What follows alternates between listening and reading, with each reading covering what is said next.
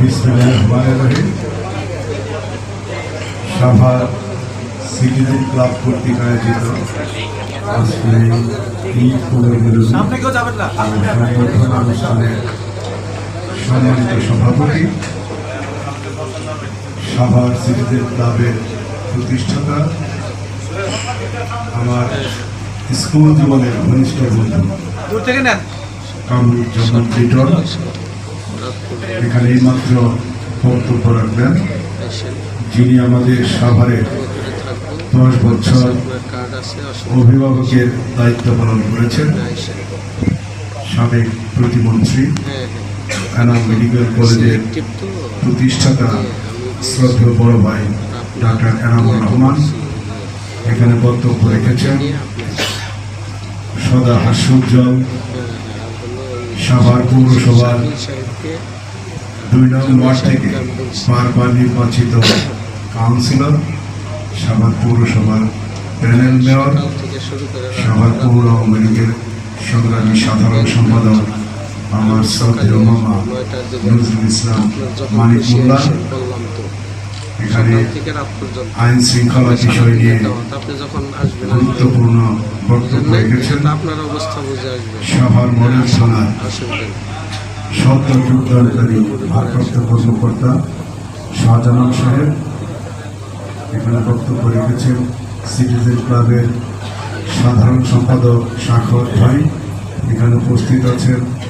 আমার আরেক শ্রদ্ধাভাজন মুরব্বী, আমার নির্বাচনে যিনি সাভার পৌরসভায় দায়িত্ব পালন করেছেন, আমার শ্রদ্ধেয় বড় ভাই বোরহানুদ্দিন বিষ্টু ভাই, কল্লোল ভাই, উপস্থিত সিটিজেন ক্লাবের সকল সম্মানিত সদস্যবৃন্দ, আমন্ত্রিত অতিথিবৃন্দ ও সাংবাদিক ভাইরা, আসসালামু আলাইকুম। আমি নির্বাচিত হওয়ার আগে পরে অনেকবার আসার চেষ্টা করেছি, নির্বাচনের সময় আসার চেষ্টা করেছি। নির্বাচনের দিন যেদিন আমার আসার কথা সেদিন এনাম ভাই আসছে। আমি নিচে এসে দেখি এনাম ভাইয়ের পরে আমি চলে গেছি, যাওয়ার পরে বলছে আসা হয় না, পরে আর আসা হয় নাই। যাই হোক, নির্বাচিত হওয়ার পরেই আপনাদের এখানে আসলাম। আল্লাহর অশেষ রহমতে পরিচ্ছন্ন মানুষদের ঐকান্তিক প্রচেষ্টায় আমি সাভারের সংসদ সদস্য নির্বাচিত হয়েছি। আপনাদের সকলের প্রতি কৃতজ্ঞতা প্রকাশ করছি, যে যেখান থেকে যতটুকু সহযোগিতা করেছেন। এই সামান্য সহযোগিতার কারণেই সামান্য ভোটে নির্বাচিত হতে পেরেছি। আমি কিন্তু 30,000 40,000 ভোটের ব্যবধানে নির্বাচিত হইনি, মাত্র 8,210 ভোট বেশি পেয়েছি কি করেছে। এই ক্ষুদ্র ক্ষুদ্র প্রয়াস যদি না থাকতো, ওই ছোট ছোট ভোটগুলো যদি না পেতাম, তাহলে ফলাফল অন্যরকম হতে পারত। এজন্য পৌরসভা থেকে যে ভোটই আমি পেয়েছি, আমি মনে করি অনেক মহামূল্যবান। এই ভোট আমার দিকে না আসে, এনাম্বার দিকে গেল আমি ফেল, এনাম্বার তো ফেল করছে, তখন আমি ভোটের হিসাবটা কিন্তু অন্যরকম।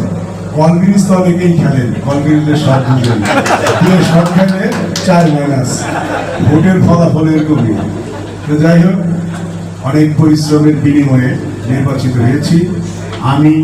আপনারা যে গুরু দায়িত্ব আমাকে দিয়েছেন, এই বিশাল সাভারের ব্যাপক জনগোষ্ঠী অধ্যুষিত এলাকায় এই দায়িত্ব যাতে আমি যথাযথভাবে পালন করতে পারি, আমি আপনাদের কাছে সহযোগিতা চাই, দোয়া চাই। সিটিজেন ক্লাবের অনেক কর্মসূচির কথা সভাপতি এবং সাধারণ সম্পাদক বলেছেন, গতানুগতিক কর্মসূচি, সবাই তাই করে। আপনারা যদি বলতেন আমরা মাদকের বিরুদ্ধে রুখে দাঁড়িয়েছি, অমুক জায়গায় মাদককে না করার জন্য আমরা প্রতিরোধ করেছি, তাহলে আমরা বেশি খুশি হইলাম। আপনারা কিন্তু আগামীতে আমি আপনাদেরকে অনুরোধ করছি, আপনারা সিটিজেন ক্লাবের যারাই সদস্য, তারাই সমাজের আলোকিত এবং প্রভাবশালী মানুষ। প্রভাবশালী মানুষ ছাড়া, অর্থনৈতিকভাবে শক্তিশালী মানুষ ছাড়া কিন্তু ক্লাবের সদস্য অনেকেই হতে পারে না, যারা হয় তারা সমাজের প্রভাবশালী মানুষ বলেই বিভিন্ন ক্লাবের সদস্য হয়। ওই চারা চাপড় দেয় আর চালিয়ে না করে।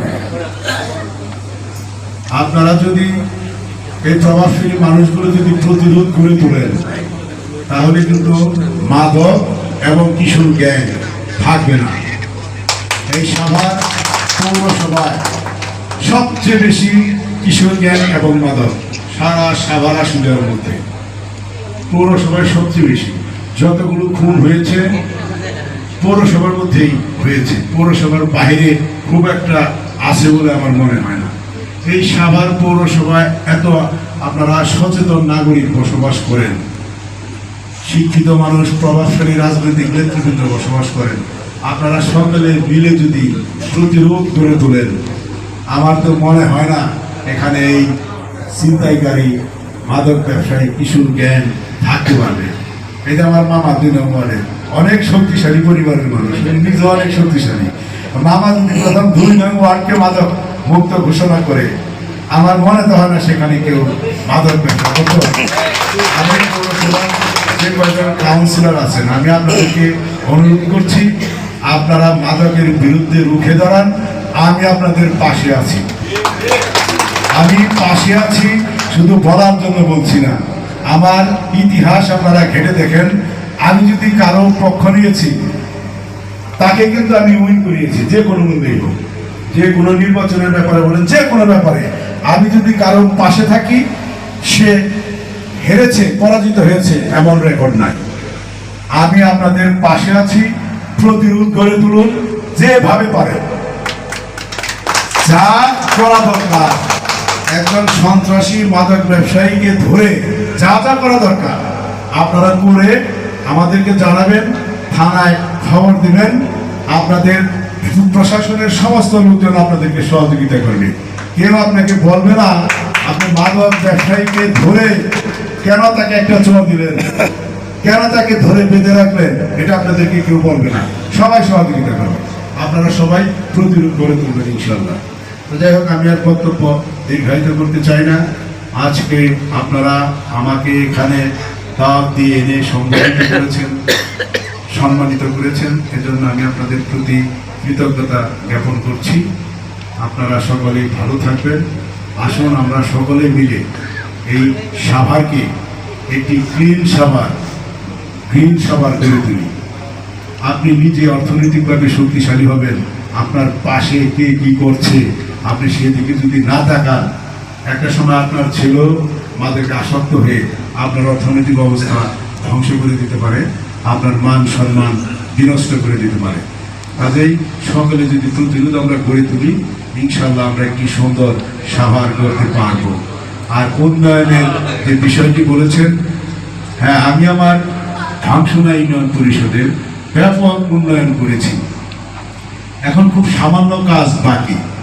আমার এমপির বরাদ্দ থেকে ধামসোনা ইউনিয়নে 1 টাকা খরচ না করলেও চলবে। ধামসোনা ইউনিয়নের যায় সেই আয় দিয়ে উন্নয়ন করলে ধামসোনা ইউনিয়নের যথেষ্ট উন্নয়ন হবে। আমার এমপির যে বরাদ্দ কিংবা বিভিন্ন মন্ত্রণালয় থেকে যে সমস্ত বরাদ্দগুলো ঘুরে ঘুরে আনবো, আমি সারা সাভারের উন্নয়নের জন্য যথেষ্ট চেষ্টা করব। কারণ আমি আমার রাজনৈতিক জীবনটা শুরুই করি উন্নয়ন করার প্রত্যয় নিয়ে। আমি যখন ছাত্র, তখন আমাদের ইউনিয়নের চেয়ারম্যান ছিলেন জনাব মোহাম্মদ ফারুক হোসেন। উনি আমার রাজনৈতিক গুরু ছিলেন, ওনার হাত ধরেই আওয়ামী লীগের রাজনীতিতে আমার প্রধান হন। আমি আমার গ্রামে, আমার বাবা মাতব্বর ছিলেন। মাতব্বর পরিবারে সাধারণত গ্রামের মানুষ আসে বিভিন্ন প্রয়োজনে, আমার কাছেও মানুষ আসতেন বিভিন্ন রাস্তাঘাটের উন্নয়নের জন্য, বিভিন্ন উন্নয়নের জন্য। তখন আমি চেয়ারম্যানকে বলে বলে কিছু কাজ করাইতে পারতাম। একটা সময় আমার উপলব্ধি হইল, অন্যের কাছ থেকে চেয়ে আনার চেয়ে যার কাছ থেকে চেয়ে আনি ওই জায়গাটায় যদি আমি বসতে পারি, তাহলে তো উন্নয়ন আমি আরো ব্যাপকভাবে করতে পারবো। আমার নির্বাচনের রাজনীতিতে ঢোকার মূল চিন্তাই হচ্ছে এখান থেকে।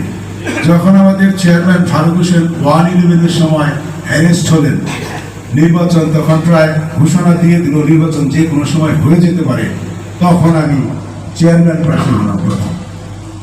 প্রথম নির্বাচনে তখন আমাদের সাভারের সংসদ সদস্য ছিলেন তালুকদার তৌহিদ মুরাদ, আর উপজেলা চেয়ারম্যান ছিলেন জনাব মোহাম্মদ ফিরোজ কবির। ধামসুনা ইউনিয়নের নির্বাচনের ফলাফল যখন ঘোষণা করা হয়, ইউনিয়নে কেন্দ্র ছিল 64টি, ধামসুনা ইউনিয়নে 30টি কেন্দ্রের ফলাফল পর্যায়ক্রমে একটা দুইটা করে ঘোষণা করেছে। 30টি কেন্দ্রের ফলাফলে আমি 2600 ভোটে এগিয়েছিলাম। যিনি চেয়ারম্যান হয়েছেন গফুর সাহেব, তিনি আমার চেয়ে 2600 ভোট কম ছিল। পরবর্তীতে ফলাফল ঘোষণা বন্ধ করে দিল। 3 ঘন্টা ফলাফল ঘোষণা করে না। 3 ঘন্টা পর ফলাফল ঘোষণা করলো। বাকি 34টি কেন্দ্রের ফলাফল একসাথে ঘোষণা করে গফুর সাহেবকে বিজয়ী করলেন। আমি দ্বিতীয় হইলাম। এই 3 ঘন্টার মধ্যে কি হয়েছে সেটি আমি পরবর্তীতেই জানতে পেরেছি। আমি কোথাও বলি না, এই কারণে যে একজন ফেল করলে নানান রকম কথা বলেই। দেখেন আল্লাহর কি মিলা খেলা। বাংলাদেশ আওয়ামী লীগ পরবর্তীতে ক্ষমতায় এসেছে, যে 2জন ব্যক্তি আমার চেয়ারম্যানই নিয়ে ষড়যন্ত্র করেছে, টাকার বিনিময়ে চেয়ারম্যানই বিক্রি করে দিয়েছে। একজন হচ্ছে মুরাদ জং, আর একজন হচ্ছে ফিরোজ কবির। আওয়ামী লীগ ক্ষমতায় 14 সালে তাদের পাশায় চেয়ার নাই, মুরাদ জং আর টিকিট পায় নাই। পরবর্তীতে যে এনাম ভাই এমপি হওয়ার পরে, প্রথম এমপি হওয়ার পরে উপজেলা চেয়ারম্যান নির্বাচন হয়েছে, সেখানেও ফিরোজ কবির ফিরে করেছে। আল্লাহর মায়ের, দুনিয়ার মায়ের। পরবর্তীতে 2016 সালে আমি চেয়ারম্যান হয়েছি। যদি মুরাদ জং এমপি থাকতো আমি চেয়ারম্যান হতে পারতাম না, আমার মতো অনেকেই পারত না। পরবর্তীতে আপনাদের সকলের সহযোগিতায়, আল্লাহর অশেষ রহমতে সাভারের সংসদ সদস্য নির্বাচিত হয়েছি। যদি সততা, ন্যায়পরায়ণতা এবং মানুষের বিভিন্ন প্রয়োজনে যদি মানুষকে সহযোগিতা আমি না করতাম, তাহলে তৃণমূল পর্যায় থেকে আজকে আমি সাভারের সংসদ সদস্য নির্বাচিত হতে পারতাম না। আমি আমার বাবার পরিচয়ে সংসদ সদস্য হই নাই। নির্বাচনের সময় আপনারা অনেকেই শুনেছেন, আমাদের সাভারের এক বর্ষিয়ান রাজনীতিবিদ, সাভার উপজেলা আওয়ামী লীগের দীর্ঘদিনের সাধারণ সম্পাদক ছিলেন, আমাদের মুরব্বী, আমার শ্রদ্ধেয় বড় ভাই আলী হায়দার ভাই বলেছিলেন, মুরাদ জংয়ের বাবার নাম সবাই জানে, ডাক্তার দেয়াল সালাউদ্দিনের বাবার নাম সবাই জানে, আপনারা কেউ সাইফুলের বাবার নাম জানেন? এগুলো বলছে, আপনারা কিন্তু ফেসবুকে কিন্তু এই বক্তব্য আসছে। আলী হায়দার সাহেব বলছেন, তখন উপস্থিত লোকজন বলছেন যে না, জানি না। জানলেই বা কি করি, জানার তো কথাও না। আমার বাবা তো দেশের এমপি মন্ত্রী ছিলেন না, আমি তো পৈতৃক ওয়ারিশ সূত্রে এমপি ইলেকশন করতে যাই নাই। আপনি যে বলবেন হায়দার সাহেব, যারা যাদের নাম বলছেন তারা তাদের নিজের যোগ্যতা এমপি হয় নাই, বাবার যোগ্যতা হয়েছে। আমি আমার নিজের যোগ্যতা হয়েছে। আর আমার জং সাহেব নিজের যোগ্যতা হয়েছেন। ডাক্তার সালাউদ্দিন সাহেবের বাবার নাম দেওয়ান ইদ্রিস সাহেব, উনিও নিজের যোগ্যতা হয়েছেন। তার ছেলেরা হয়েছে বাপু এমপি ছিলেন, এই জন্য ছেলেরা টিকিট পাই এমপি হয়েছে। আওয়ামী লীগের বিএনপি টিকিট পাই এমপি হয়েছে। দেখ, আমি বিএনপিটা বলতে চাই না, কারণ বিএনপির কোনো লোক এই বক্তব্য দেয় নাই, দিচ্ছে তো আওয়ামী লীগের লোকে। আপনি যাকে বড় করতে চাইলেন তাকে যে পরোক্ষভাবে ছোট করলেন, এই বুঝটি কি আপনার আছে নাকি? এই সাধারণ জ্ঞান কি আপনার আছে নাকি? একটু ভেবে চিন্তে কথা বলাই আমার মনে হয় ভালো। আরেকজনকে আপনি অসম্মান করে কথা বলবেন, আরেকজনকে খাটো করে কথা বললে আপনি বড় হয়ে যাবেন, এটি কেন ভাবেন? ফিরোজ কবির সাহেব, উনি একজন বর্ষিয়ান রাজনীতিবিদ। উনি আনাম ভাইকে নিয়ে নানান রকম কটাক্ষ করে কথা বলছেন। উনি 10-12টা ভোট কিভাবে পারে, আমরা একটাই পারি না, উনি কিভাবে পারে উনি জানেন। আপনার বলার দরকার কি? নানান ধরনের কথা বলেন। একজনের ব্যক্তিগত জীবন নিয়ে কথা বলার কি প্রয়োজন? একজনে 1টা 2টা 4টা বিয়ে করতেই পারে, এটা তার অধিকার আছে, আমাদের শরীয়ত আছে। এই সমস্ত বিষয় নিয়ে খারাপ কাজ তো করে নাই। আপনারা নিয়ে বউ রাখেন, একটা ঘরে বাইরে রাখেন 10টা, সমাজে প্রকাশ করেন না। উনি তো প্রকাশ করতে ভালো মানুষের জন্য, আপনাদের মতো তো খারাপ কাজ করে না। যাই হোক, কথায় কথা অনেক কথা বললাম, ভুলভ্রান্তি হলে দয়া করে আমার সুন্দর দৃষ্টিতে দেখবেন।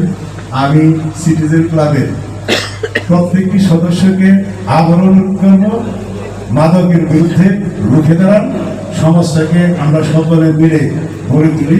আপনাদের সকলের সহযোগিতা চাই।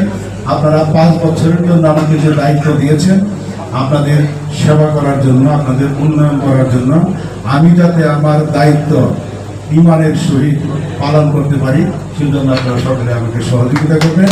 কোথাও যদি ভুলভ্রান্তি হয়, চলার পথে মানুষের ভুল হতেই পারে, ভুলভ্রান্তি হলে আপনারা যদি আমার মঙ্গল চান, দয়া করে আমাকে ইনফর্ম করবেন যে আপনার এখানে এই ভুলটি আমার মনে হয় হয়েছে, আপনি বিবেচনা করে দেখেন কাজটা ঠিক না ঠিক হয়েছে। আমি এটি খুব ভালোভাবে নেব, কেউ মনে করেন না যে আমি খারাপভাবে নেব। আমি অনুরোধ করছি, ভুল প্রান্তি হলে দয়া করে আমাকে সবাই ইনফর্ম করবেন। আমি আবারও আপনাদের সকলকে ধন্যবাদ জানিয়ে এই সিটিজেন ক্লাবের উত্তর সমৃদ্ধি কামনা করছি। আপনারা যে জমিটি কিনবেন, আমি বুঝতে পেরেছি সেটি সম্ভবত পাথালা ইউনিয়নে। আমি আপনাদের পাশে থাকবো, আপনাদের সর্বাত্মক সহযোগিতা করার প্রতিশ্রুতি দিয়ে জয় বাংলা, জয় বঙ্গবন্ধু, বাংলাদেশ চিরজীবী হোক। ধন্যবাদ সকলকে, খোদা হাফেজ। ধন্যবাদ।